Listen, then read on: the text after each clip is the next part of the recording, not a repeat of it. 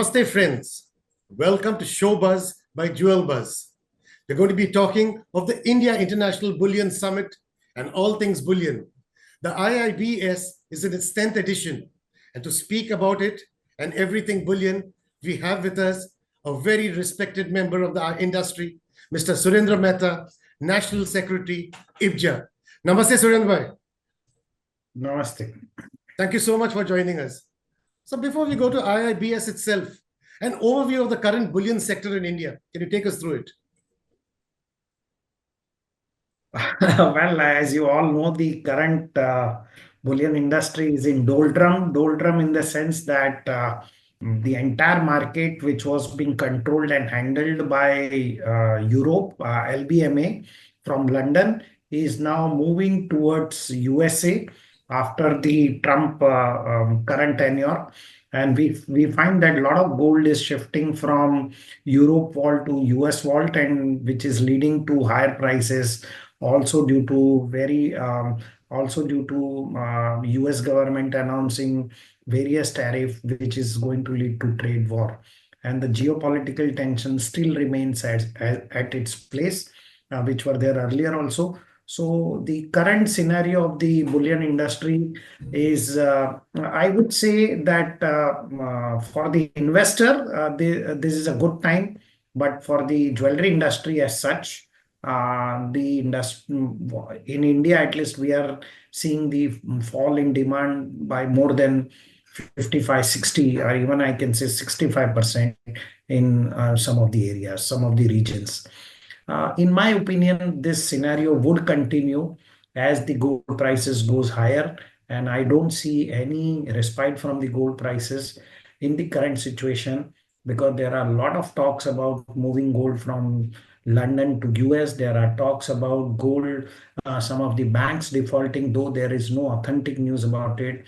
There is also talk of some 4,800 tons of gold, which has not been counted, audited since 1974 in US.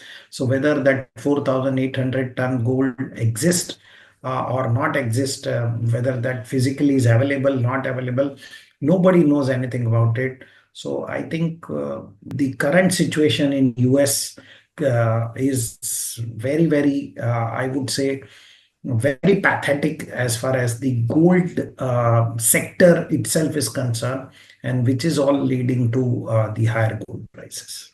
Coming to the IIBS, it has been a great platform, leading players from the world of bullion, the jewelry sector, banks, finances, policymakers have come, and critical issues have been addressed. What are the 3 or 4 top issues in the agenda for this edition, Mr. Mehta?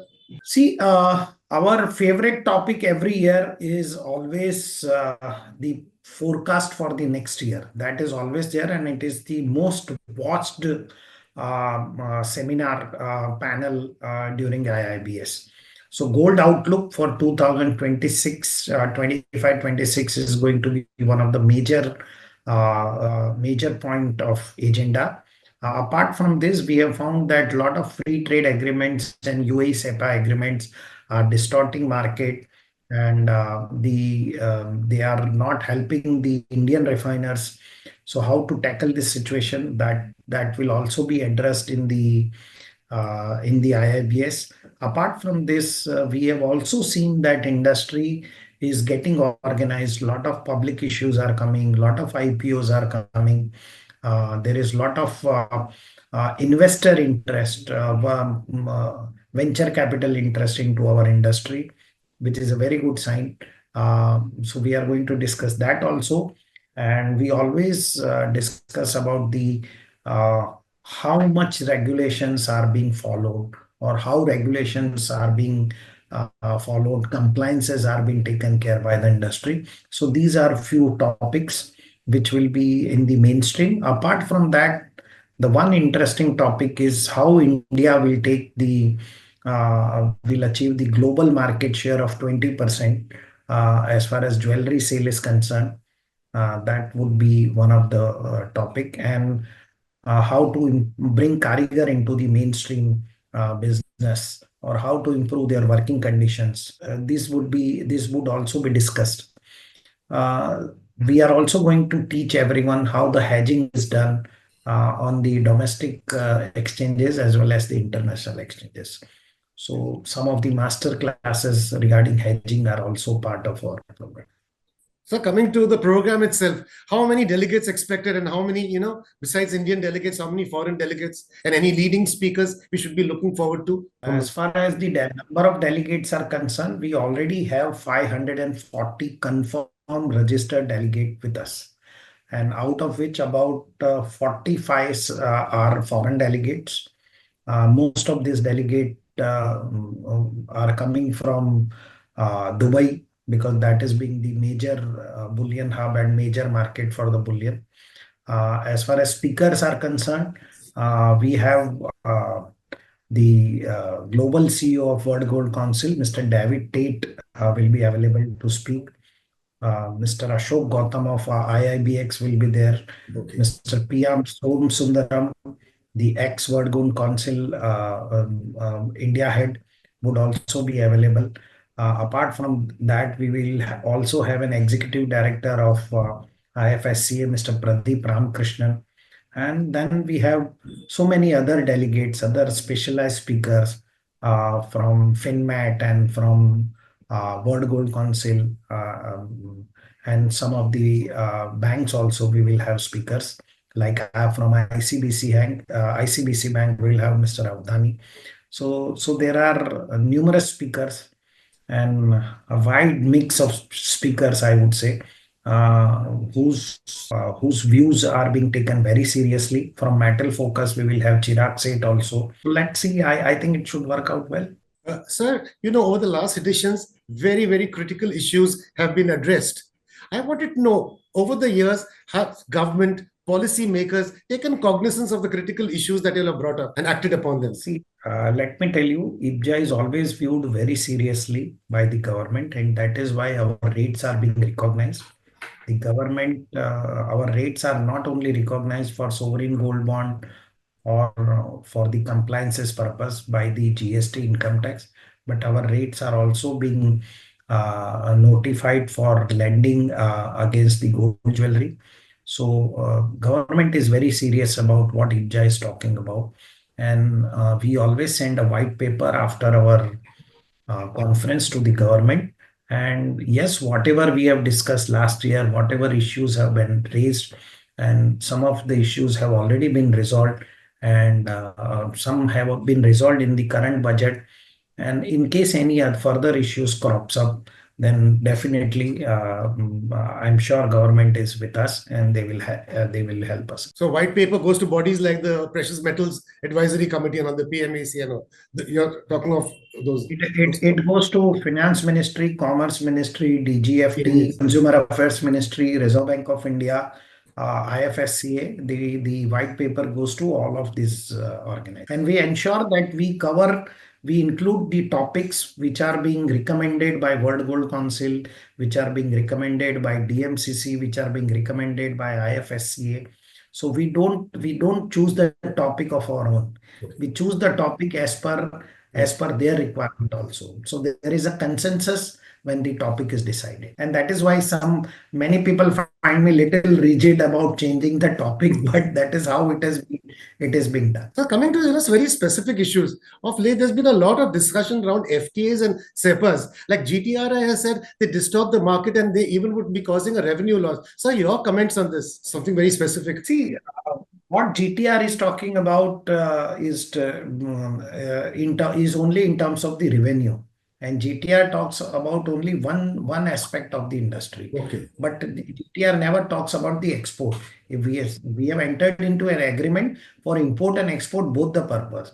When we import goods at 1% discounted duty, we are also able to export, because from whenever any jewelry is exported out of India to Dubai, they give 5% discount.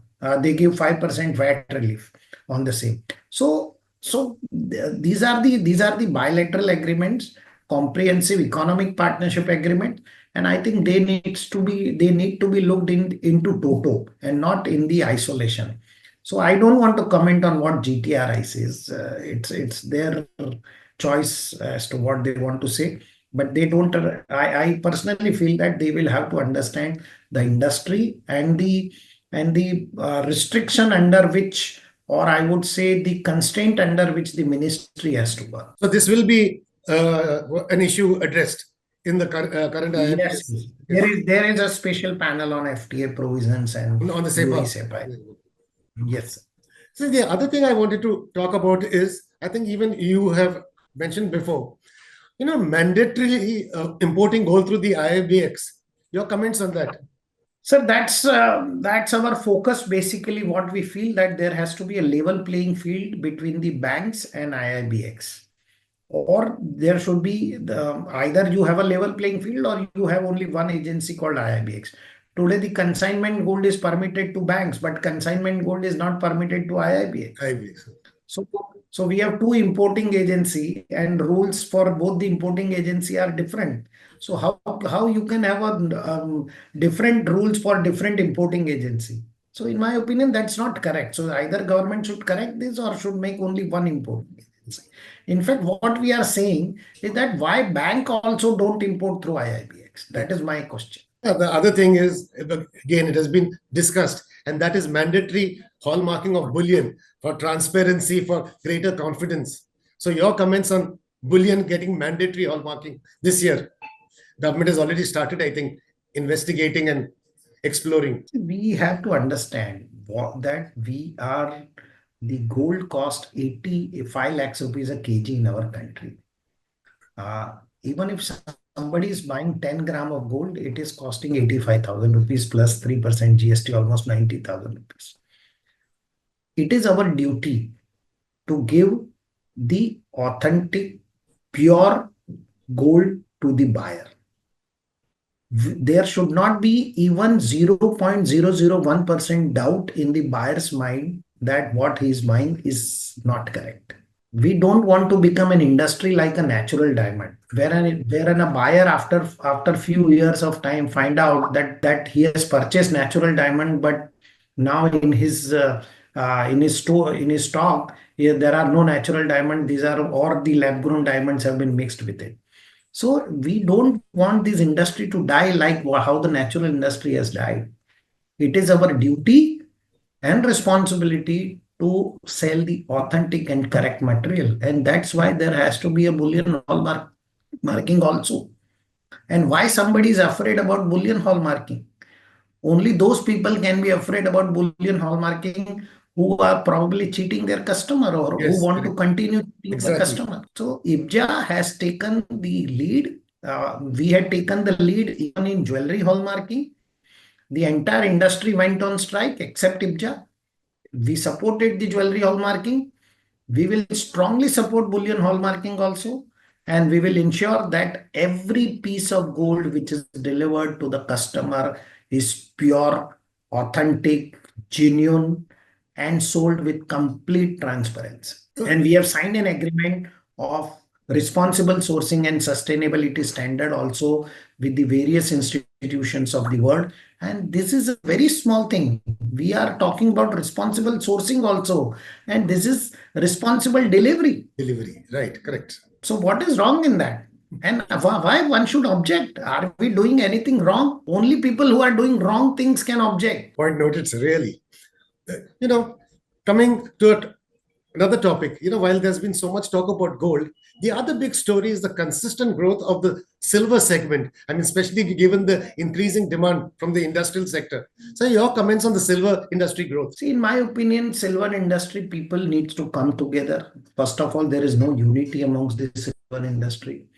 And I'm telling you, if they don't unite, if they don't organize their industry, if they don't feel that it is their duty and responsibility to give a correct jewelry to the customer, the industry will die its natural death. Silver will only remain an industrial item or an investment item. The entire silver jewelry industry will have to understand you can't sell the pile with 30% purity. A person is giving you payment of 100% purity. You can't sell silver coins with 40% purity. He's paying you 100%.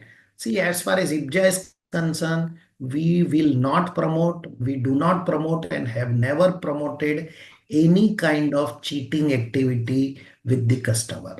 Though we are an association in which the members are jewelers and bullion dealers, but we have a responsibility towards our customer. And my entire board does not entertain any cheating of any kind with its customer, with the industry customer. So we are it for it, and we will ensure that if this industry, silver industry, has to unite, and very soon you will find that government start rolling out a lot of big plans for the silver industry. Sir, before we let you go, you commenced by saying the gold industry in the doldrums. Post IIBS, do you think you have a message of hope and optimism for the industry? Your outlook, sir, before we... No. My personal view about the gold industry, are you talking about outlook, right? Outlook, overall. Your outlook for this coming year. See, in my opinion, the current gold prices are somewhere near $2,900. We should expect the gold prices to go as high as up to $3,050 to $3,150. Some correction I expect, but this correction would also depends on whether that 4,800 tons of gold is there in the US vault or it's not there, and what are the news coming from USA. Jewelry industry, I have always said, will have a tough time, but bullion industry, there will be a lot of investment demand across the world, in India also. But for the jewelers, I think 2025 is going to be a very, very bad year. So as usual, always rewarding talking to you, your valuable inputs, your valuable insights. Thank you so much. Namaste. Thank you.